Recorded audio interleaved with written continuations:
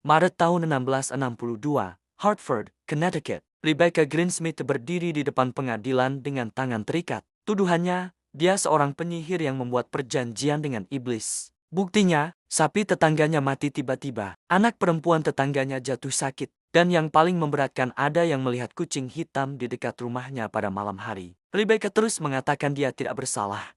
Tapi di bawah tekanan dan mungkin penyiksaan, akhirnya dia mengaku terbang di atas sapu dan bertemu iblis di hutan. Seminggu kemudian, dia digantung di depan seluruh kota. Umurnya 47 tahun. Dia adalah salah satu dari 40.000 hingga 60.000 orang yang dibunuh dalam perburuan penyihir di Eropa dan Amerika antara tahun 1400 sampai 1700 N. 3,5 abad kemudian, anak-anak di seluruh dunia justru antre di toko buku untuk membeli kisah tentang seorang penyihir bernama Harry Potter. Film tentang penyihir jadi blockbuster. Halloween dipenuhi kostum penyihir lucu. Orang dewasa membaca novel tentang penyihir yang romantis dan heroik. Apa yang terjadi? Bagaimana penyihir berubah dari tuduhan yang bisa membuatmu dibakar hidup-hidup menjadi karakter favorit anak-anak? Hari ini kita akan menelusuri transformasi paling dramatis dalam sejarah dari perburuan massal yang menewaskan puluhan ribu orang, menuju era pencerahan yang mulai meragukan sihir, sampai akhirnya penyihir menjadi simbol kekuatan, kebebasan, dan imajinasi. Akar kuno,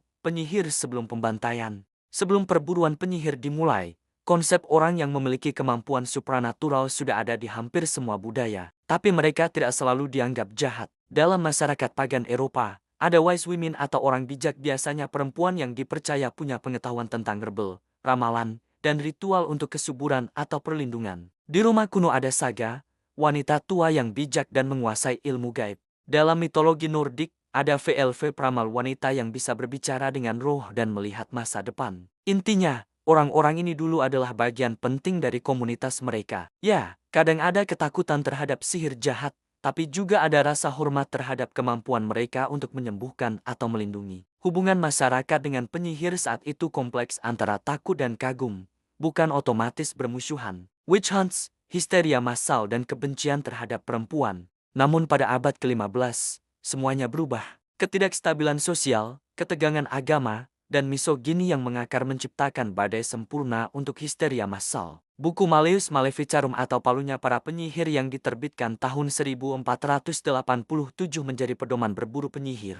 Isinya menyatakan bahwa sihir adalah kejahatan besar dan bahwa perempuan lebih rentan menjadi penyihir karena dianggap lemah iman dan terlalu nafsu duniawi. Pola tuduhannya hampir selalu sama. Ada musibah sapi mati, panen gagal, anak sakit, lalu seseorang menuduh wanita yang dianggap aneh atau tidak disukai sebagai penyebabnya. Buktinya, tahi lalat dianggap tanda iblis, pengakuan di bawah penyiksaan, atau kesaksian anak-anak yang mudah dipengaruhi. Kasus di Salem, Massachusetts tahun 1692 mungkin yang paling terkenal, tapi bukan yang paling parah. Di Würzburg, Jerman, 900 orang dieksekusi dalam satu dekade. Di Bamberg, 600 orang. Bahkan ada rumah penyihir khusus untuk menyiksa dan mengeksekusi tersangka. Kebanyakan korban adalah perempuan rentan, janda tanpa pelindung, dukun bayi, pramu obat herbal, atau wanita yang terlalu vokal dan tidak sesuai dengan norma gender saat itu. Kenapa perburuan penyihir akhirnya berhenti? Perburuan penyihir tidak berhenti karena tiba-tiba orang menjadi lebih baik hati. Mereka berhenti karena munculnya pemikiran rasional dan hukum yang lebih adil.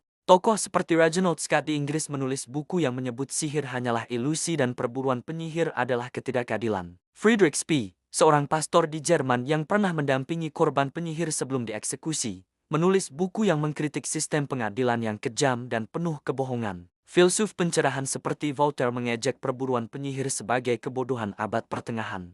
Sains mulai menggantikan kepercayaan terhadap hal gaib, dan hukum modern mulai menolak bukti tidak masuk akal. Namun, eksekusi terakhir untuk penyihir di Eropa baru terjadi pada ke-1782, dan di beberapa desa terpencil, tuduhan sihir bahkan masih muncul sampai abad ke-20. Dari ketakutan ke kekaguman, era Victoria abad ke-19 membawa perubahan besar. Ketika perburuan sudah berakhir, masyarakat mulai tertarik pada hal-hal gaib. Spiritualisme, ramalan, dan okultisme menjadi tren di kalangan menengah dan atas, terutama perempuan yang mencari ruang intelektual di luar batas sosialnya. Sastra dan seni mulai menggambarkan penyihir secara berbeda, bukan lagi nenek tua jahat, tapi perempuan misterius dan berkuasa. Seniman seperti Pre-Raphaelites melukis penyihir sebagai sosok cantik dan penuh daya tarik awal dari pergeseran dari jahat menjadi berdaya. Wicca dan kebangkitan paganisme modern. Pertengahan abad ke-20, muncul gerakan baru, orang yang secara sadar menyebut diri mereka penyihir.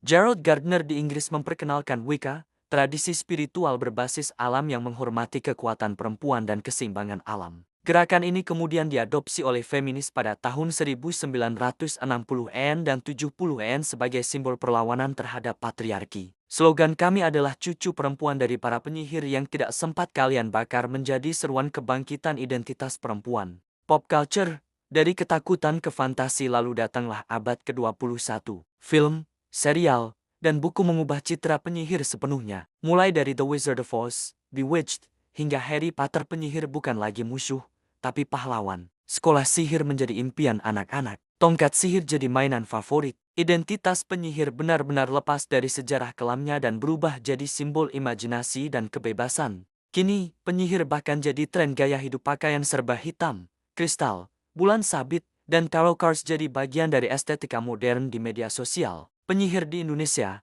dukun, ilmu hitam, dan santet. Menariknya, di Indonesia kita juga punya hubungan kompleks dengan praktik spiritual. Kita punya dukun dari yang menyembuhkan dengan doa dan ramuan, sampai yang dipercaya bisa mengirim santet.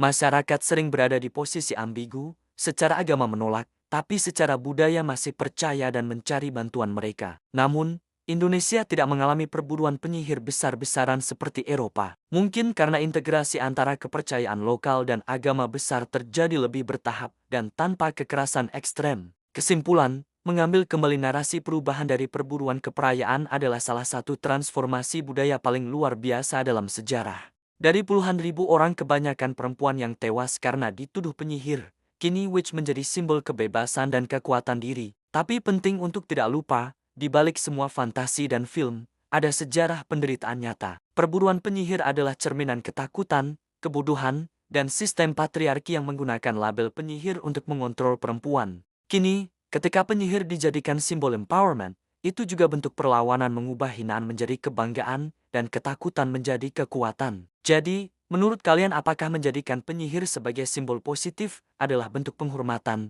atau justru melupakan tragedi masa lalu? Tulis pendapat kalian di kolom komentar. Like kalau kalian belajar sesuatu dari kisah kelam di balik dunia sihir. Subscribe untuk eksplorasi sejarah dan budaya lainnya. Dan sampai jumpa di video berikutnya.